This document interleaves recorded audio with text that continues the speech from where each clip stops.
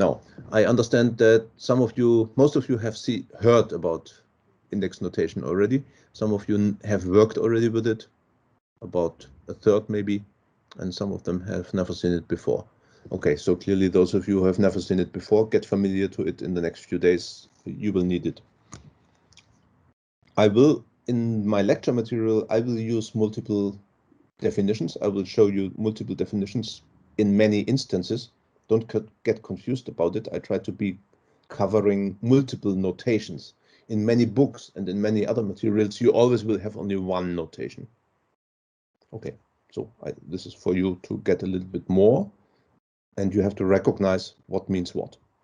Okay, now, scalars, vectors, and Cartesian tensors. This is the second section.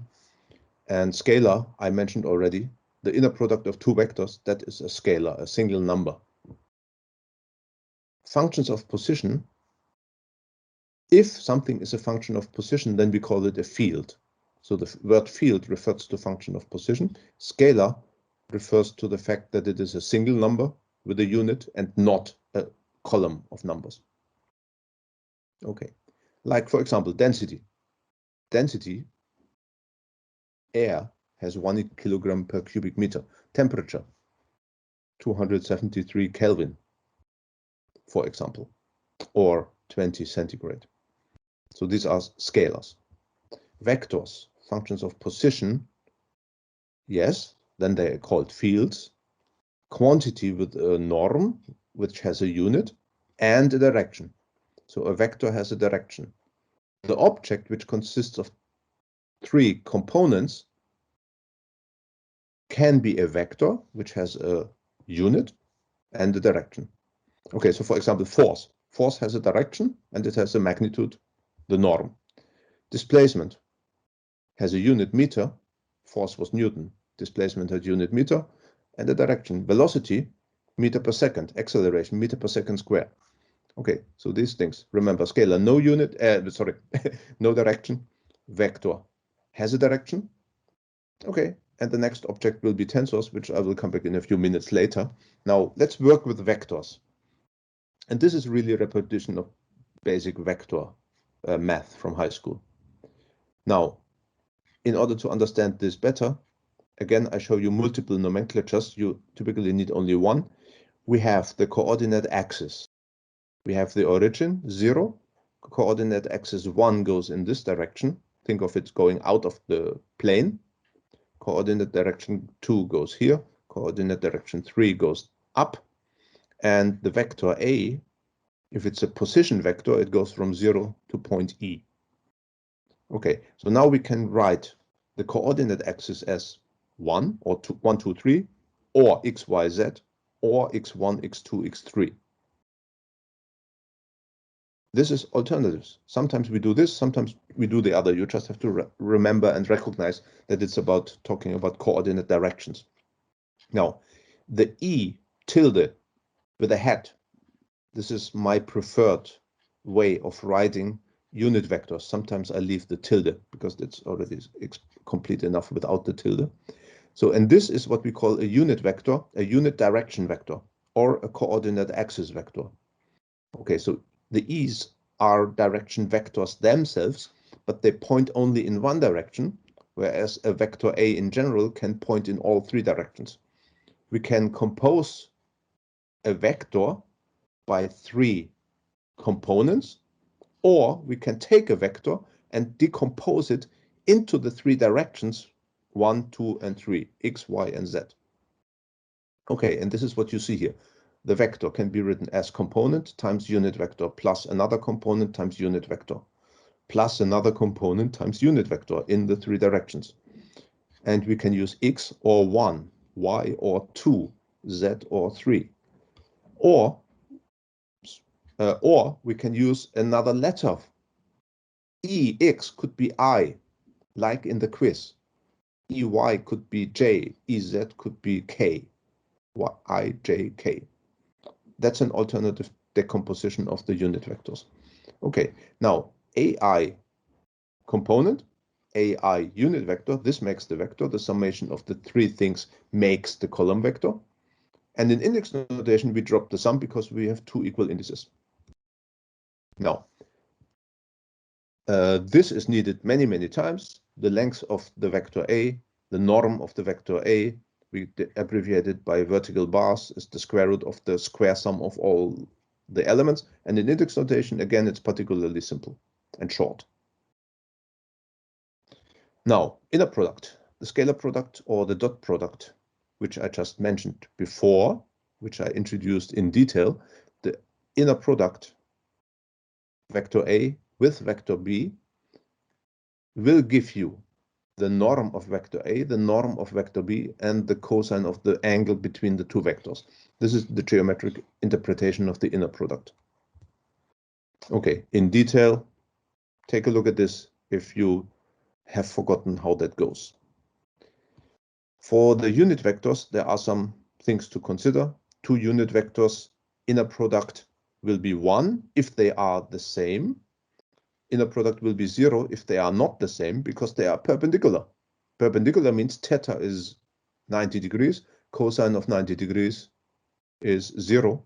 So unit vectors which with non-equal indices will be 0 as inner product. Okay, and this is the summarizing all of it. In short, the Kronecker delta, the unit matrix, can be created by taking the products of the coordinate system unit vectors. And this only works if we have a Cartesian system with perpendicular axis. There are other coordinate systems, curvilinear, tilted ones, but those we will not use in this lecture. So you don't have to worry about them. This one, in my lecture, this one will be true. It's not true in general. Okay, now, what's the inner product? I cannot talk and write a poll, otherwise I would have asked you that whether everybody knows about the inner product. The outer product, or the vector product, that has a similar geometrical interpretation, but a different meaning, evidently. The outer product, sometimes it's an X, sometimes it's a star. The outer product A star B. That's the norm of A, the norm of B. This is the same as for the inner product, but now it's not the cosine, but it's the sinus. And there's a unit vector. So you remember the inner product gave you a scalar. Two vectors become a scalar. The outer product, two vectors, become another vector. And this is the geometric interpretation of it. Vector A, vector B, there's an angle theta between them. And that gives you a vector C, which is perpendicular actually to both of those vectors. EC is the unit vector in C direction. Okay, now this is how one can memorize how to calculate the outer product. It's taking the determinant of the unit vectors, the components of A and the components of B in rows, and then carrying out all this thing, and that gives you vector C. CIEI is the index notation of the vector C. Okay, and in index notation, there's a shorter form to write it, and that requires the permutation symbol, which is a new symbol. This is not a tensor, remember this all the time. This is an abbreviation, and the abbreviation means if you have non-equal indices, it's 1. For equal indices, it's 0. And if you change the permutation, 1, 2, 3 becomes 2, 1, 3, then it becomes -1. And this one is taking care of the minuses here in the determinant. So the permutation symbol is an index notation placeholder for the determinant. It's nothing new. It's just an index notation placeholder. Okay, now, this is something which is now using what the inner product and the outer product allow us to do. And rotation of axis, in this case, we talk about Cartesian rectangular coordinate systems. Rotation of axis is something which we will need in the future many times. So this is only introducing the basis. You will practice this a little bit, and then we will use it later again and again to deepen the knowledge. Okay, now, this is a vector A with components A1, A2, A3. The unit vectors are in the coordinate system which we started with, which I showed you before. But now assume that you take the coordinate system and you rotate it in space. So A1 direction E1 becomes E1 prime. E2 becomes E2 prime, and E3 becomes E3 prime. So this is a new coordinate system. It's still rectangular. It's still orthogonal, another word for it. And the vector A, keep that always in mind. The vector A does not change. The coordinate system changes. The vector A in space is the same information as before. The coordinate system changes, and that means the components of the vectors of the vector will change. A1 will become A1 prime, A2 will become A2 prime, A3 will become A3 prime. The vector remains the same. And this is the important thing about vectors and tensors, as I will tell you later again and again. They contain physical information. Changing the coordinate system does not change the physical information. In the rotation matrix, or in the working with coordinate system transformation, we do need the rotation matrix or the direction cosine matrix. And this one we can build. We will practice this a few times. This one we will build by cosines of two vectors. The cosine of the two vectors, that was what was occurring as the cosine of the angle between two vectors in the inner product before. So we use the inner product of the unit vectors E1 and E1 prime, and we build a matrix of directional cosines. So I can be 1, 2, 3, P can be 1, 2, 3, so you have 3 times 3 is 9. That makes a two-dimensional matrix with 3 elements. Okay, now the new vector, and this is basic geometry. If you don't believe me, you can convince yourself by doing this one by one. The new vector element 1 is obtained from the old element vector 1 with the respective cosine, 2 with the respective cosine, 3 with the respective cosine. So, and you see the last index changes, last index changes, last index changes. AI cosine x1 prime, xi, and the cosines we abbreviate as the matrix elements. So A1 prime, prime stands for new coordinate system, is R1i AI. Okay, so 1 you can change now to P, and that gives you the general form for P equals 1 to 3 in three-dimensional space. So new vector is a function of the old vector and the transformation matrix or rotation matrix. Okay, and the summation goes over the second index of R, which is I here. Okay, so a vector can be changed into a new vector in a new coordinate system, but the vector itself, the physical meaning of the vector, the mechanical meaning of the vector itself does not change. This is to be kept in mind. Okay, I will repeat this several times in the course. We will need it a few times more. Now, every transformation can be inverted, and in this case, that is changing Pi to, the Pi summation over I is changed to a Qj summation over Q, so summation over the first index instead of the second, and this is transforming the new vector back to the old coordinate system.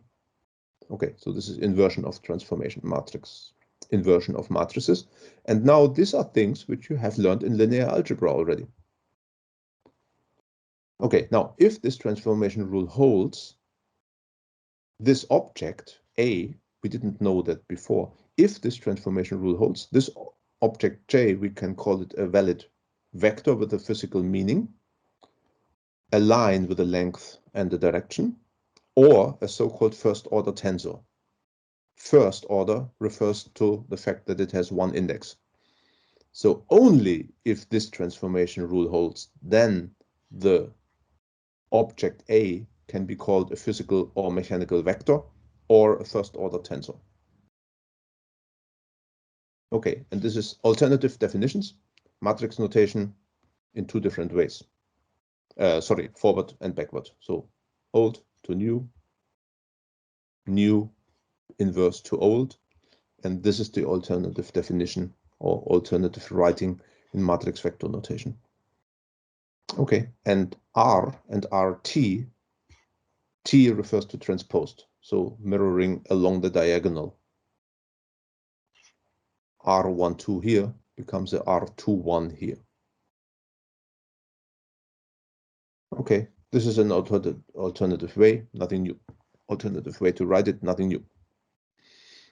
Okay, now the transformation matrix R itself, it has some properties, and actually you can show that if it's a proper orthogonal transformation matrix, that R multiplied with R transposed becomes the unit matrix. Unit matrix, the Kronecker delta was introduced before. R and R inverse, per definition, give the unit matrix. And that means in an orthogonal matrix, the transposed and the inverted are the same. This is not true in general for all matrices. This is only true for the orthogonal matrix. Okay, and this is how it looks like when you spell out all the elements. Okay, and by the way, there's also a normality condition for the transformation matrix. Otherwise, it would change it would not only rotate the coordinate system, it also would stretch it. And that's a different subject, not discussed here. Okay, now, matrix A and matrix B being equal to C, this one is something where the sequence of indices is very important. So when you have matrices, you have to really take care of indices, or in matrix notation, you have to know what is your row, what is your column, and operate along with it. Those transformations, so those operations are not necessarily reversible or simple. Okay, now for transformation matrix, the reversing works because it's an orthogonal matrix. Okay, so two transformation matrices will give you the Kronecker delta. And this is a spelling. I thought this is the last spelling in my slides, I hope. Okay, and that's equivalent to RT multiplied with R equals 1. Okay, now we had vectors, and I have to come to an end, and I want to at least give you a glimpse on tensors now, and I will start here again in the next lecture. Okay, so first order vector is a column. A second order, we don't call it vector anymore, a second order tensor can then be written as a matrix, but the second order tensor is more than a matrix. Okay, so how can we build a second order tensor? Take two vectors and take the two vectors, but do not do the inner product. Take the two vectors and generate a matrix from them. So component 1 is the 1 element of the matrix. Component 1 with component 2 is the 1 element of the matrix, and so on. Okay, so the two vectors, inner product gives you a scalar, outer product gives you a vector. This is called the dyadic product, and that gives you a matrix. Two vectors can form a matrix.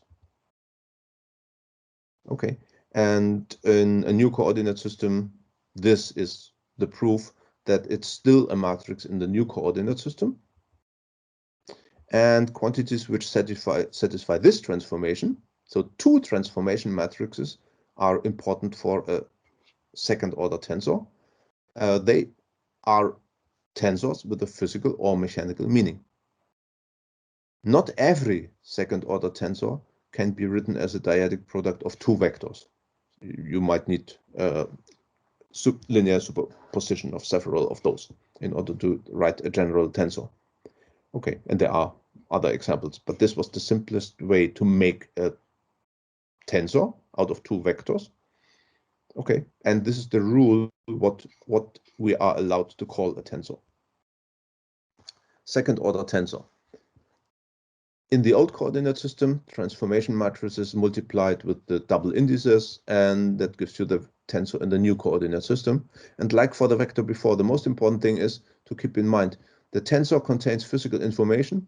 The physical information doesn't change, but the components of the tensor will change. And that's it. Okay, you also can inverse this. I don't go in details here, and I just give you the overview over tensors. Oops, sorry. Overview over tensors. Zero order tensor or scalar field if it depends on the position. In many cases, we will consider one point, then we skip the x. So phi we use as placeholder, and scalars don't change when you change the coordinate system. Vectors components do change, even though the physical meaning doesn't change. Tensor components do change when you change the coordinate system from Sij to Siqp prime. And if we have two indices, we call it second order. If we have one index, we call it first order. And evidently, you can go to 3 or 4 or more indices. Most of the time, we will not do this. This is advanced linear algebra and also advanced mechanics. Anisotropic materials need tensors with 4 indices, at least. Okay, so this is the end of my lecture today. Next week, tomorrow, I will summarize what I just showed you very briefly. There is time for questions at the beginning of the next lecture, and then I will continue with section 3 with stresses, which is the main purpose of the next lecture. Okay, there's end of my lecture now. I go to